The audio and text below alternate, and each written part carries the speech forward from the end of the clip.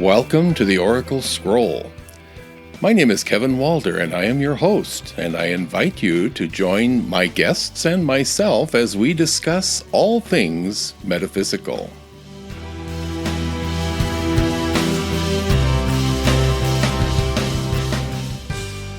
Welcome to the Oracle Scroll, episode 18. Today, we're going to meet the devil. Yeah, he's another one of those characters in the major arcana who's sometimes a little bit misconstrued and misunderstood. After that, in the second segment, we're going to talk about priorities. It'll be interesting to see how that one works. And at the end of the program, we take questions from the audience to pull cards to see what we can do to help them. And today, Jean has written us a question about her relationship and moving in the direction she plans to go. And we'll pull some cards to see how she might be advised. So to begin, I'm going to talk to you about the devil. And first, I will talk to you about what I wrote about the devil in my book, Tarot for Lunch, Lessons from the Cards. So the devil card is card number 15 in the deck in the major arcana. And this is what I had to say about him. The devil is often called the addiction card, and usually represents something that is holding us back and keeping us from moving forward to a larger goal. The devil is a member of the major arcana family, so he tends to indicate the real nature of a querent's question and exerts extra force on the meaning in which he appears. In the case of the devil, the indication is that we are clinging to an old assumption which has been proven incorrect, and it's time to move on from those old ways of thinking. Unlike the commonly held Christian view that the devil is an individual entity personifying evil against which the faithful must be constantly on guard, the energy of this card points to that part of each of us that seeks to sabotage our most noble efforts. This battle is not external, but rather intensely internal. Assistance from outside sources is minimally useful, if at all. One of my favorite depictions of the devil is from the Robin Hood deck. It shows two people pulling in opposite directions on a chained treasure chest. Neither would be able to move it, and remaining stuck in that dark tunnel. Both stubbornly refusing to leave behind the treasure they've convinced themselves they must have in order to be truly fulfilled and happy, never realizing the futility of such an endeavor. They are truly one decision away from a much-desired freedom that they cannot accept the loss of this thing that they are convinced will enhance their lives. Similar to the release depicted in the death card, this one calls on us to reevaluate those things we know for certain.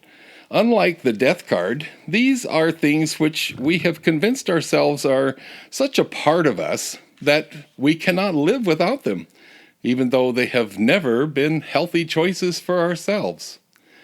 Rather than thinking of this card as an indicator of physical addiction, though it definitely can represent that, I tend to see it as clinging to an outmoded way of thinking or belief system. All addictions begin with the psychological attachment and belief that we need whatever it is that enslaves us, so that whether we have advanced to the physical hook stage or not, they're still very confining. Often, we have beliefs or ways of thinking which no longer serve us, but we keep defending them as if surrendering them would somehow reduce us as individuals. When the devil comes up in a reading, I see it as a call to examine our values and belief systems. It is most likely something we have used to define ourselves, a jealously guarded ideal which we have felt set us apart from everyone else, which needs to be re-examined. using new information available to us now. Beliefs and personal definitions can be far stronger than any physical addiction and can be just as detrimental to our spiritual growth. Letting go and making adjustments to our ways of thinking can be very unsettling and even frightening. So, the devil leaves us with these 3 questions.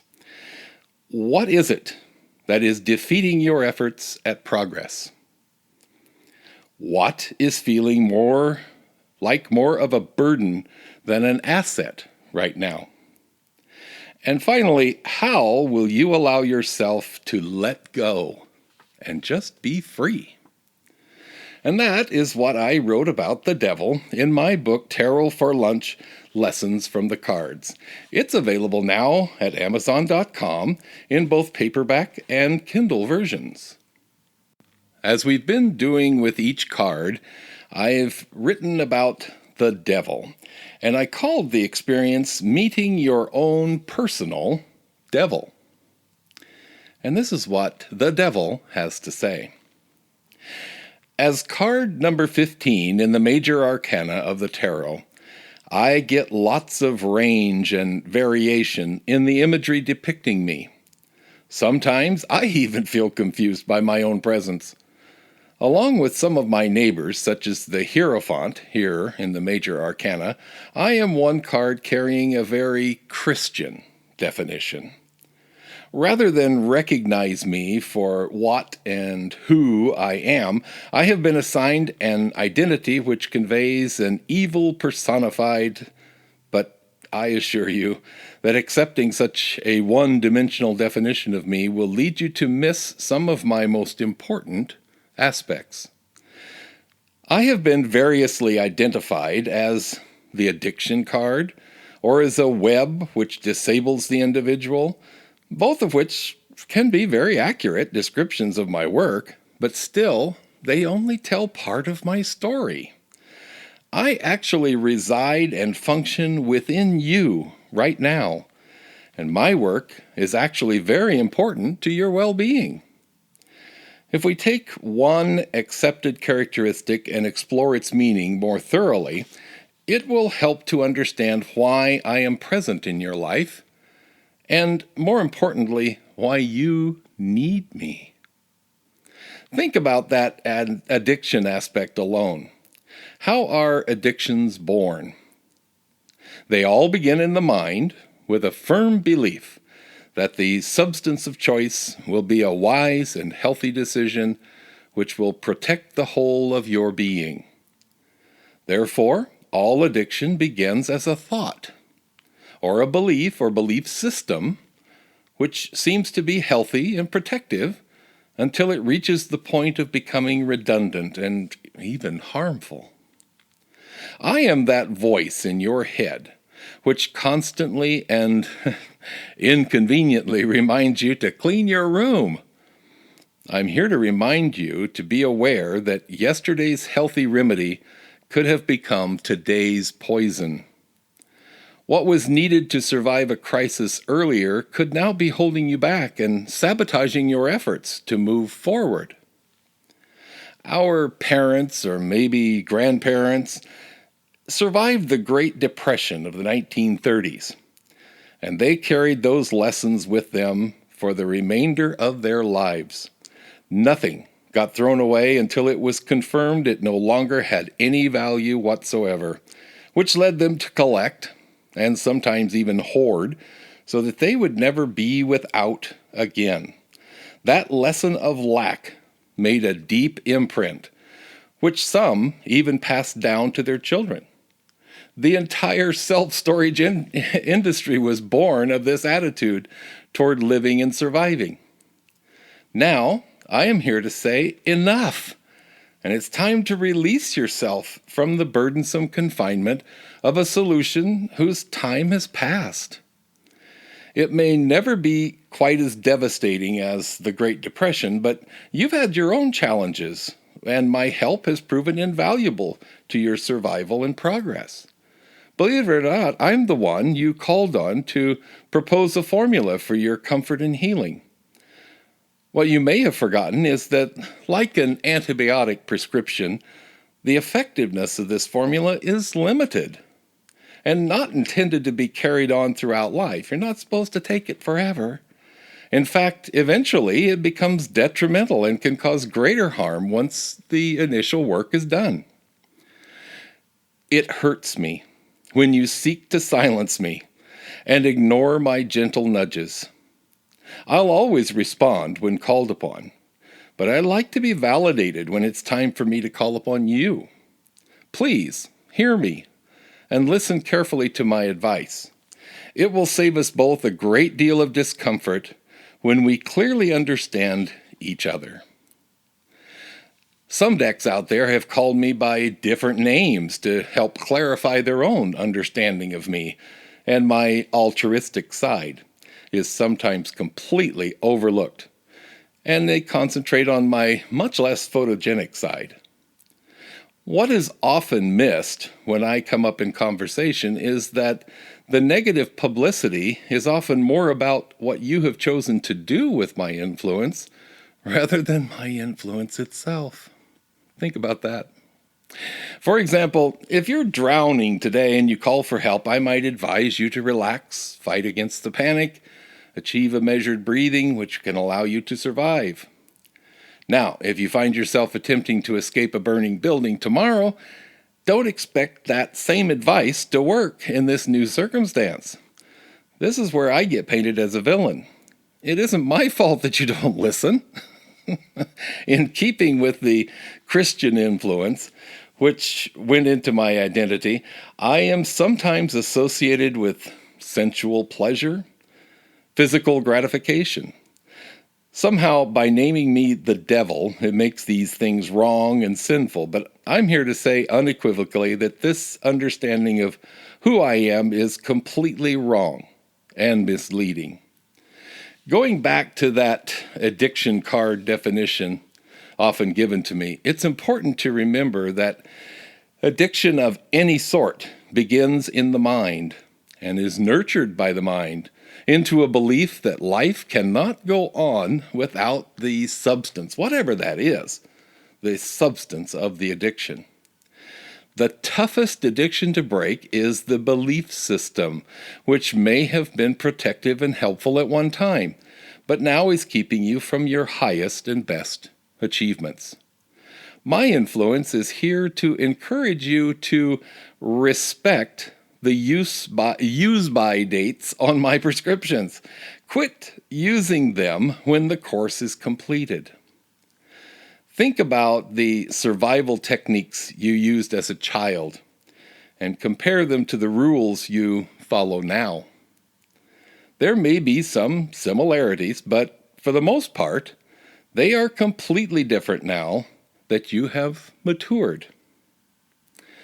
So I hope that these remarks have helped you understand me better, and remember that I am your own personal devil, not your partner's devil or your sibling's devil, just yours and yours alone. Isn't that special? We need to talk more often. It will help us both work together more effectively. So that's what I have written about the devil and what the devil might say in his or her defense. In the second segment of the Oracle Scroll, we take something that is of current interest and we apply a spiritual application to it and see if we can make sense of it in our own lives. You do understand that most of these things are items that I have talked about and had to deal with in my own life. I'm sharing them with you in the hopes that they will be as helpful as they have been to me. And I certainly do not lay claim to being perfect at applying the principles. So we're here to learn together, and I appreciate you joining me. Today's subject is priorities. If you're a control freak like me, the idea of letting go and letting things fall into place on their own is often quite challenging. Sometimes we just can't seem to shake that nagging doubt which says, I should be doing more. As we begin to expand our spiritual base of experience, we soon learn that our greatest rewards come to us when we quit trying to control and just allow life to be. While we are here in the physical, we will always have moments when we are challenged to see beyond the limited sight we can experience this side of a totally spiritual existence.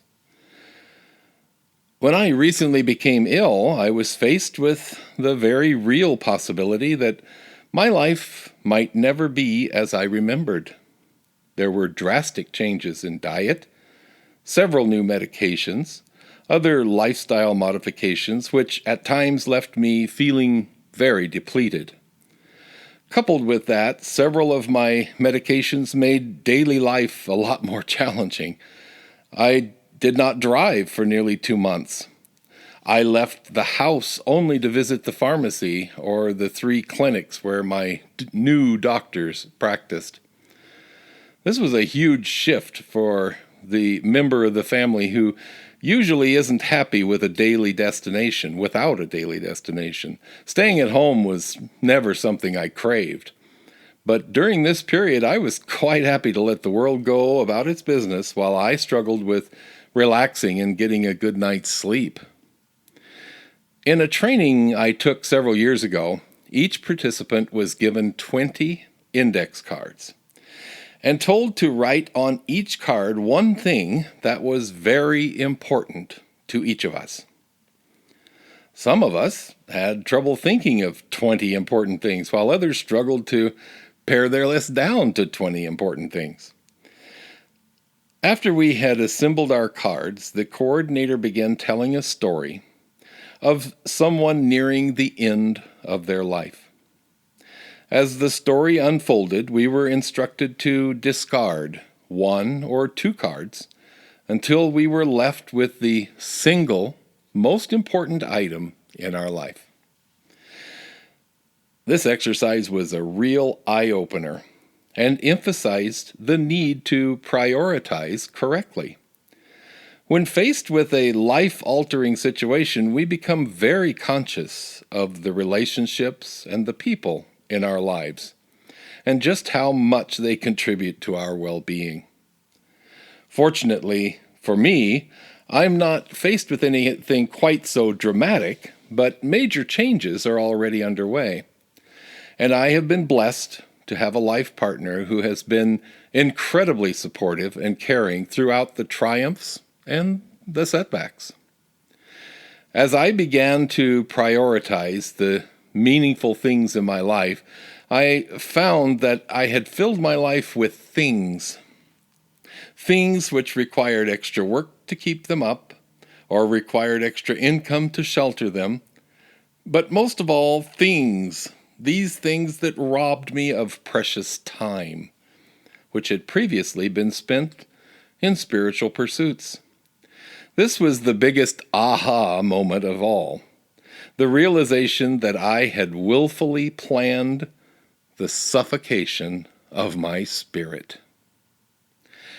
I have learned that no matter how much I swear or negotiate, I am not in control.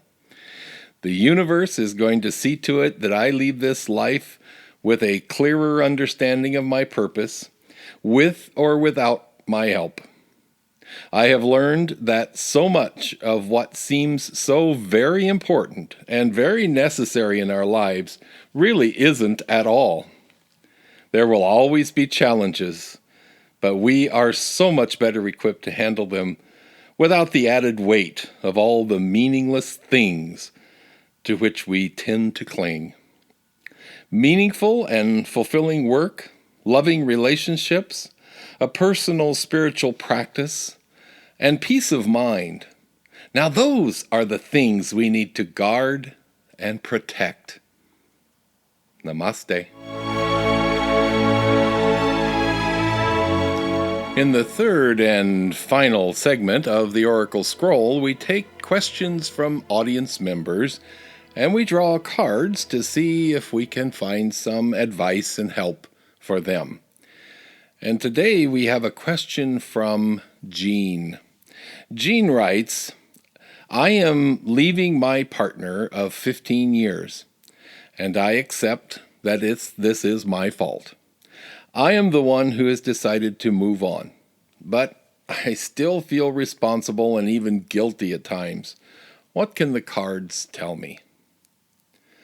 Well, thank you for your question, Jean. These situations sometimes look very simple, but turn out to be quite complicated when we begin to take action. So I pulled 3 cards for your question today, and they are the Knight of Cups, the 6 of Coins, and the 10 of Wands. And then I went on to pull a 4th card for clarity, and it is the Devil. The first card, the Knight of Cups, indicates to me that this relationship has been a burden to you for some time. This is not a reflection on your partner, but on the unit of the two of you together, and that unit that you create together. The Knight says it's time for you to be your own best advocate and go after what you want from a relationship. And then the second card, the 6 of Coins, says that a long period of financial challenge is coming to an end, and you will soon find yourself better able to take care of yourself and be generous with those you choose. It seems as if you were the main income in your family and you did not feel your partner was a full participant. And this is part of the resentment that you feel right now. The 10 of Wands says that you have spent enough time being what others expected of you and bearing the burden of trying to live up to someone else's standard. Now is the time to begin looking after your own well-being physically, mentally, emotionally, spiritually. It is time for your work to nourish your soul as much as your physical existence.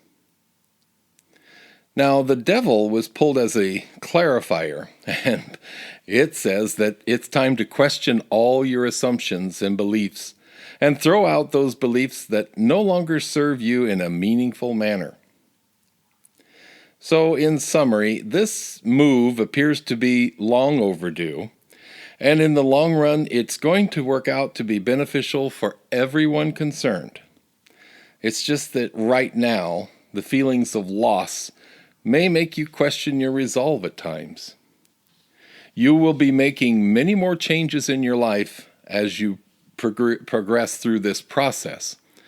And you'll be rewarded with greater financial security, and your livelihood will more accurately reflect who you are and the values that you hold dear.